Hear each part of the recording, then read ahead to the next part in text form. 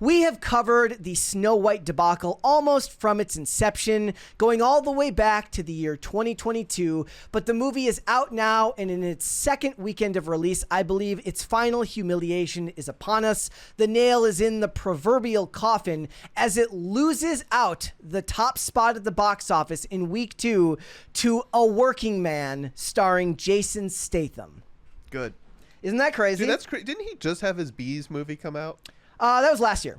So That's I mean, workhorse, so every year you can kind of count on a good to above average working man style Jason Statham movie. So last year it was Beekeeper. The year before that, or maybe even the same year, would have been The Meg 2. The year before that would have been The Meg 1. He shows up in the Fast and the Furious movies. Jason Statham kind of is the last bastion of action star. I really need one, like Warner Brothers or someone, to buy all of the Jason Statham movies and release like a lifetime collection, set? Like a box set. And that way you can watch it in order and see the progression of Jason Statham. So Snow White loses out to A Working Man. Snow White fell 66% in week 2. That is beyond cratering. I predicted it was going to fall 55% in week 2. So this was going to be my question. I'm glad I saved it. But so you're obviously, people have a lot of questions with Daily Wire, who is working on their own Snow White. So is my question to you, Brett, is that movie's not coming out. If you're that Daily movie's Wire, never coming out. But with how bad this movie did, like, is there any part of you that says, okay, let's find a way to release it? Because if we can just do better than them, I mean, that's a huge accolade. No. Okay, so here, that's actually worse. You think? Because they did so bad, it's more reason not to show it? So it's one thing if it's like a mild success and you want to make this just to kind of own them. Even then, I think that's a waste of money, and I don't think it's actually good for the culture to make that type of content all the time. I actually enjoyed Lady Ballers for what it was, but the satire around wokeness was actually the worst part of the movie, and the best part of the movie was like on the nose at times. It was too on the nose at times. But the relationship between the father and the daughter I thought was wholesome.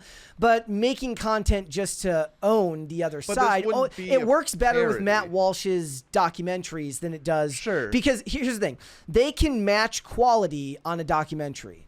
It is impossible to match Hollywood's quality as far as infrastructure on big budget movies. So granted, Snow White didn't exactly look good. So that's a problem. I mean, from what I saw in that little 30-second teaser trailer they released, 2 years ago? Like, it looked like quality was up there. I mean, the first thing that they would have to do is, patch things up with Brett Cooper, and I don't think that's going to happen. Their Snow White is also having issues. It seems like the people who choose the Snow White role just like kind of get embroiled in controversy. So here's the thing. It fell 66% in week 2. I wasn't predicting anything that high. It is likely going to lose $300 million. Working Man opened to 15.2 million, whereas Snow White opened to 14.2. So it didn't even lose by like a couple $100,000. It lost by over $1 million. And it was even losing at one point to one of the Chosen, Last Supper, Fathom events that's going on right now. There is a bit of a Hollywood renaissance with faith-based content that's going on. It never takes the top spot at the box office, but they bring back those Chosen episodes all the time. I think there's probably an assumption that most people take, like, subconsciously, that like when it's a faith-based movie, even if they're not super religious themselves, they know the creators of that project are going to take good care of the story. I mean, you would hope. But I feel like there's that assumption when it comes to faith-based projects. I mean, that's usually more that they care too much. They care more about the religious implications than they do about the actual storytelling. And then other times, like if it's Netflix, they don't care at all about the religious underpinnings and ruin it by focusing too much. It's a delicate balance to hold. We have people, I know that Shane H. Wilder watches a lot of the faith-based content that comes out, and he will judge it harshly where it's where it's bad, and you'll give it kudos where it's good. I'm just going to read a couple of these tweets. So Odin from OMB Reviews, awesome guy. You should go subscribe to his channel. He says, after an abysmal opening weekend for Disney's Snow White, the news just got worse as the latest Jason Statham movie, A Working Man, has beaten Snow White at the box office on its debut. And Caroline Reed of Forbes has officially reported that the budget for Snow White ballooned to roughly $300 million after tax breaks and before marketing costs. first. This means that the film will absolutely be losing $300 million plus dollars. And he goes on to add, fun fact, The Marvels reached $161,324,806 globally by the end of its second weekend. Right now, Snow White is at just over 100 million. So it's over 60 million less than even The Marvels, which is one of Disney's most incredible failures of all time. Disney and Marvel's biggest failures of all time. How much money did The Marvels lose? I don't remember, but did they make money? No. Hundreds of millions of lost revenue. He says, though I do think that it will end up beating the Marvels domestically, the international totals are awful and likely will go the way of the Marvels unless we see some kind of recovery in Saturday and Sunday numbers. We could absolutely see Snow White making as much as the Marvels, if not less. That's insane. I'm not surprised. The Marvels was so bad that they didn't even announce them in the Doomsday I'm not surprised. And like everyone focuses on like Rachel Zegler's comments. I think that's kind of part of it, right? And they're trying to retcon and say no, it was Gal Gadot. Well, we're gonna get into that. We're gonna talk about that because there's a lot of discussion about whose fault all this is. And that's not my point. But my point was Zegler's your star of the movie, and just the fact that her comments were controversial doesn't it doesn't bode well. Like, she's not likable. She made herself unlikable, and I don't want to go see a movie when the star of that movie is unlikable. I need to be rooting for them in some capacity. Yeah. So let's go through some. This is great. So Chuck Dixon, who wrote the book series that the movie A Working Man is based upon, has been tweeting about it over the weekend, which is awesome. Chuck Dixon is all over in these spaces. He works with the Rippaverse, legendary comic creator. Says, turns out Levon had some help kicking. Turns out Levon had some help from Jesus kicking Snow White's butt. And he showed these totals here where The Chosen Last Supper was up there above Snow White at one point. And then he continues, thanks to all of you for helping take A Working Man to the top this weekend. I can't express my appreciation enough. This is an amazing photo. This is what AI was created for. You say, Shane, can you Studio Ghiblify this? It's crazy. Like, I think that they need to lower the budgets on movies, even for the big budget stuff. Because if you're not beating the Jason Statham action movie in its second week, it's not like this movie wasn't as well received. The other thing that's funny about it is A Working Man has a lower cinema score than Snow White.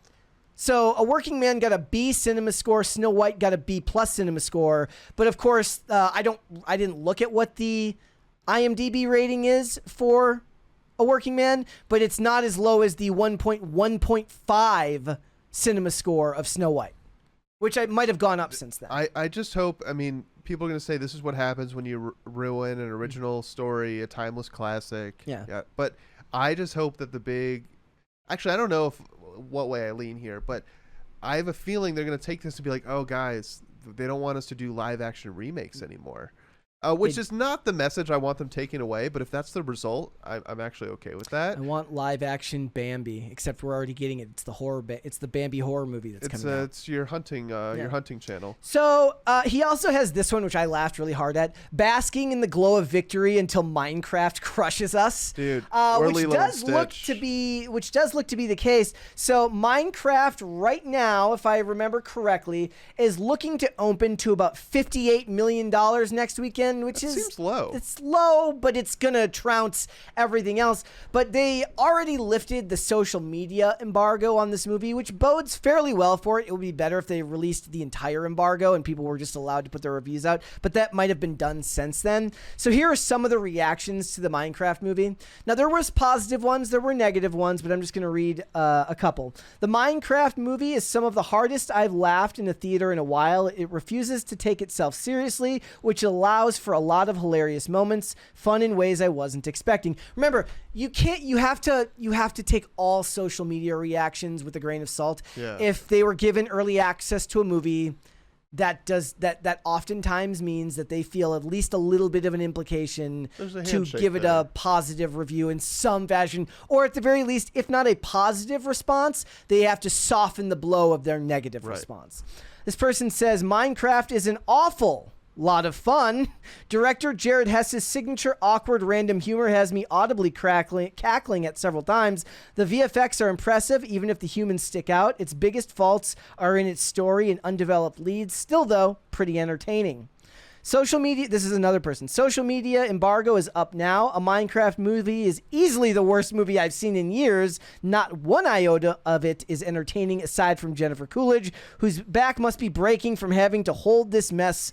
Having to hold up this mess. Appalling storyline and script, if you can call them that. It seems like storyline and script. I don't know if kids care as much. So who's this movie for, right? Because you got to realize the kids that were super into Minecraft are in their 20s now. And the actors that they cast are for people my age, if not a little bit younger. So, I mean, listen, like, you don't cast Jack Black for the kids. And I was going to say, Jack Black was also really... when was it that he did that concert? I forget exactly what he did, but... It wasn't him. It was his... You're talking about the stuff about the assassination attempt? Was that what it was? It was not him. That was his That was the guy who he's in... but didn't he was kind of dragged along... He was dragged... No, he cut bait, like, right away. He, like, threw the dude under the bus. They're already back together and touring again. Okay. Tenacious D is. Oh, wow. Like, that lasted for, like, a month. My point bringing that up is everyone kind of memory hold that anyway. Yeah. So I don't think that's going to impact this movie. We'll see. I mean, like you said, Jack Black is for the 80s, 90s kids. Minecraft was for the 90s, 2000s kids. But then, like, if you make this movie too childish, who's your audience? Yeah. You know? So that'll be interesting. I wouldn't be surprised, though, with the fact that Snow White flopped so hard. People are hungry for a decent movie. Yeah. That's why I think Severance is so popular. It's a half-decent show when there's so much garbage out there. Tim would disagree with you. The other thing that's funny about this is that the box office for 2025 is down 10%, 10.9%. So basically 11% still from the year before, and it's down almost 40% from 2019, like from pre-pandemic I wonder why. levels. People got out of the habit. Streaming. But I think, isn't streaming suffering too? Are people just not watching movies? It's not just streaming services. It's Twitch. It's TikTok. Everything. It's so all people of are that. People are touching grass. People is what got you're out of the saying. habit of no, I don't think watching TikTok is touching grass. But no, what I'm saying is people are not bed rotting. They're not just no, they are binging. They're doing that. But look, streaming is also, it's harder to gauge that because it's so spread out amongst so many streamers. Not everybody's going to be Netflix, which is continuing to crush it numbers-wise. Okay. Thanks for watching. Listen to full episodes of Pop Culture Crisis on Spotify. Keep up with us on social media and make sure you subscribe and ring that bell so you never miss the show. Bye, guys.